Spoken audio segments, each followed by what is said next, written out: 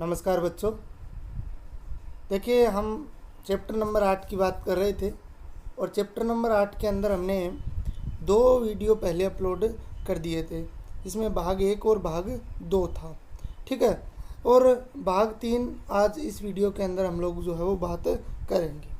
पीछे वाले वीडियो तक हमने प्रोटोजोआ जनित रोग मलेरिया जो था उसकी बात लास्ट में की थी। मलेरिया रोग को विस्तार से हमने पढ़ा था, सामान्य जुकाम को हमने पढ़ा था। आज के इस वीडियो में अगर हम लोग बात करें तो हम प्रोटोजोआ जनित रोगों की बात करेंगे। कुछ अन्य प्रोटोजोआ जनित रोग हैं, उनकी हम लोग जो है वो बात करेंगे।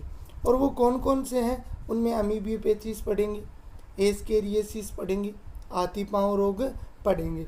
ये रोग जो है वो आज के इस वीडियो के अंदर पढ़ेंगे। तो शुरुआत करते हैं। सबसे पहले प्रोटोजोआ जनित रोग 2 नंबर रोग की। 1 नंबर हमने मलेरिया कर लिया था, 2 नंबर रोग की बात करेंगे और वो कौन सा है, जो अमीबियोपेचिस है उसकी बात जो है वो करते हैं। देखिए, ये 2 नंबर रोग जो है अमीबियोपेचिस, या इसको अमीबता बोला जाता है। क्या बोला जाता है? या इसको अमीबता बोला जाता है, या अमीबियसिस बोल सकते हो, या अमीबियोपेचिस भी बोल सकते हो। ये रोग जो है वो प्रोटोजोआ जनित रोग होता है। ये तो हमने पहले ही पता कर लिया किसके द्वारा होता है। ये प्रोटोजोआ जंतु द्वारा होता है। प्रोटोजोआ कौन सा होता है, उसका नाम होता है एंट अमीबा हिस्टोलिटिका। ये बहुत ज़रूरी है याद रखना आपको। जैसे मलेरिया किसके द्वारा हुआ था? प्लाज्मोडियम द्वारा। मलेरिया किसके द्वारा हुआ था? प्लाज्मोडियम द्वारा। और अमीबियोपेचिस किसके द्वारा होगा? एंट अमीबा हिस्टोलिटिका द्वारा होता है। प्रभावित अंग की अगर बात करें तो प्रभावित अंग प्यारे बच्चों इसके अंदर जो है वो कौन सा है?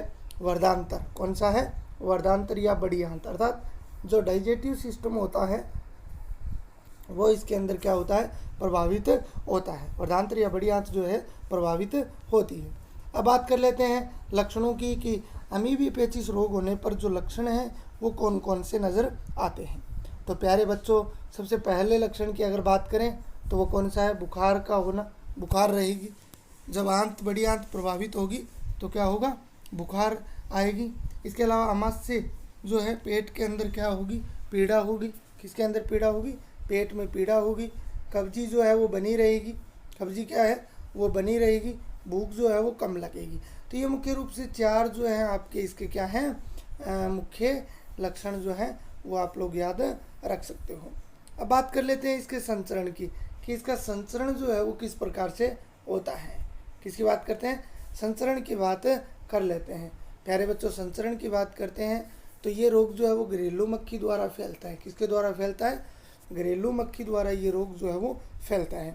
जब मक्खी जो होती है वो रोगी व्यक्ति के मल पर जब बैठ जाती है और तब ये अपने साथ परजीवी जंतुओं को अपने साथ चिपका लाती है।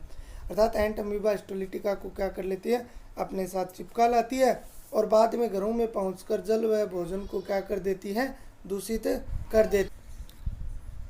तो इस प्रकार से घरों में जो जल व भोजन है उसको ये घरेलू मक्खी के साथ आए परजीवी क्या कर देते हैं? दूषित कर देते हैं। दूषित कर देते हैं। इस दूषित भोजन या जल को अगर उपयोग कर लेते हैं तो स्वस्थ व्यक्ति भी क्या हो जाता है? रोगी जो है वो हो जाता है। स्वस्थ व्यक्ति भी क्या हो जाता है? रोगी या संक्रमित हो जाता है।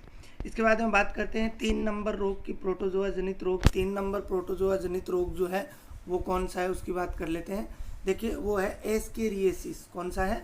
एस्केरियासिस, या इसे एस्केरिस्ता भी बोला जाता है। क्या बोला जाता है? एस्केरिस्ता जो है वो भी इसको कहा जाता है।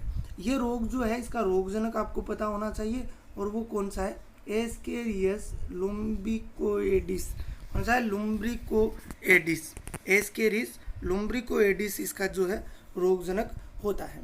और ये जो है इसकी अगर बात करें तो यह परजीवी हमारे शरीर में पहुंचकर हमारी जो इंटेस्टाइन होती है, आंत जो होती है, उसको क्या करते हैं? प्रभावित करते हैं। किसको प्रभावित करते हैं? आंत को प्रभावित करते हैं। ठीक है, इंटेस्टाइन को क्या करते हैं? प्रभावित करते हैं। इसके बाद में बात करते हैं इसके लक्षणों की। लक्षणों की अगर बात करें तो लक्षणों के अंदर सबसे पहले अगर बात करें तो जो आंत होती है वो अवरुद्ध हो जाती है। आंत जो है वो रुक जाती है। बुखार भी रहता है। कब्जी जो है वो बनी रहती है। साथ में क्या बनी रहती है? कब्जी जो है वो बनी रहती है। शरीर जो है वो कमज़ोर होने लगता है और शरीर के अंदर आंतरिक रक्तस्राव भी जो है वो शुरू हो जाता है। तो ये एस्केरियस रोग था। इसके बाद में अगर हम लोग बात करें चौथे प्रोटोजोआ जनित रोग की, जो आपके लास्ट है प्रोटोजोआ जनित रोग, उसकी अगर बात करते हैं तो वो बहुत ही पॉपुलर रोग जो है वो है हाथी पाँव, या फिर इसे बोला जाता है हस्तीपद, या बोला जाता है सलीपद। देखिए हाथी पाँव, हस्तीपद, सलीपद, या बोला जाता है एलिफेंसियसिस। देखिए एलिफेंसियस, एलिफेंट बोलते हैं हाथी को तो एलिफेंसियस, या इसको बोला जाता है फाइलेरिया, या इसको बोला जाता है फाइलेरियसिस, या इसको क्या बोला जाता है फाइलेरियसिस। क्योंकि ये रोग जो है वो फाइलेरिया कृमि द्वारा होता है। किसके द्वारा होता है? फाइलेरिया कृमि द्वारा होता है, इसलिए इसको फाइलेरियसिस बोलते हैं। हाथी पाँव, हस्तीपद, हाथी, हस्ती, सली, एलिफेंस, तो ये सब हाथी शब्द से लिए गए हैं। ठीक है, क्यों लिए गए हैं उसकी भी बताऊंगा।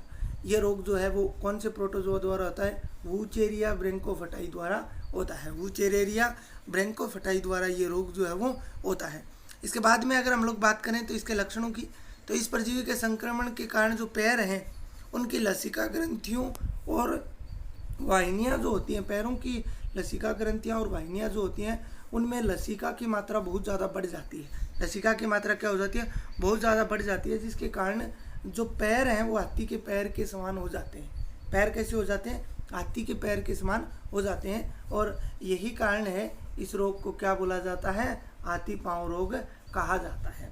इसमें दूसरे लक्षण की बात करें तो बुखार होती है।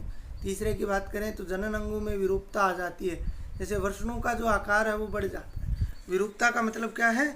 आकार जो है वो बढ़ जाता है या छोटा हो जाता है। तो यहाँ पे वृषणों का जो आकार है वो क्या हो जाता है? बढ़ जाता है।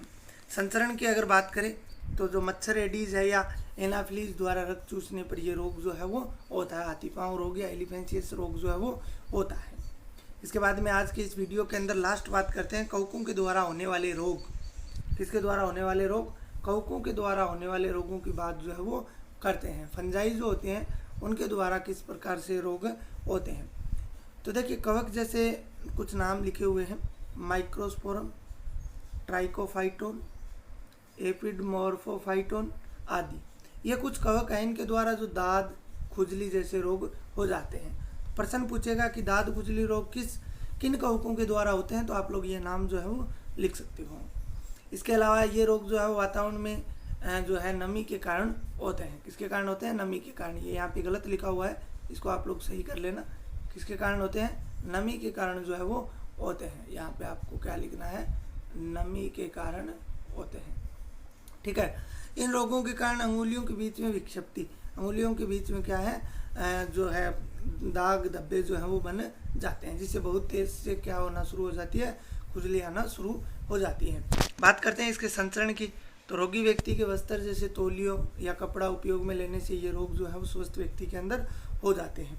नियंत्रण की अगर बात करें, देखिए इन रोगों का नियंत्रण जो है वो जन स्वच्छता के द्वारा किया जा सकता है।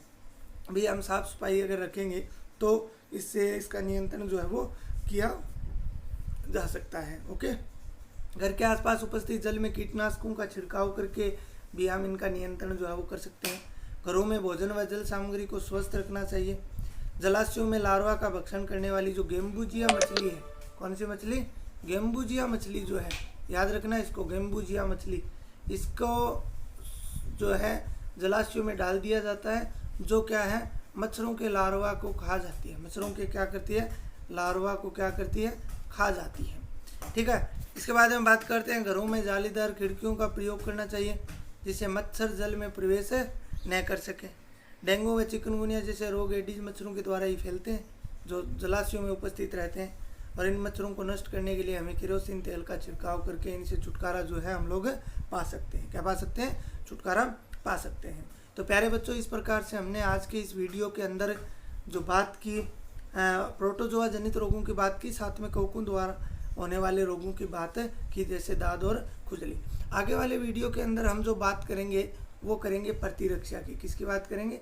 प्रतिरक्षा की बात जो है, इम्यूनिटी की बात जो है वो करेंगे। यह हमारा आगे वाले वीडियो का मुख्य टॉपिक जो है वो रहेगा। तो प्यारे बच्चों, आज के लिए इतना ही। बहुत बहुत धन्यवाद।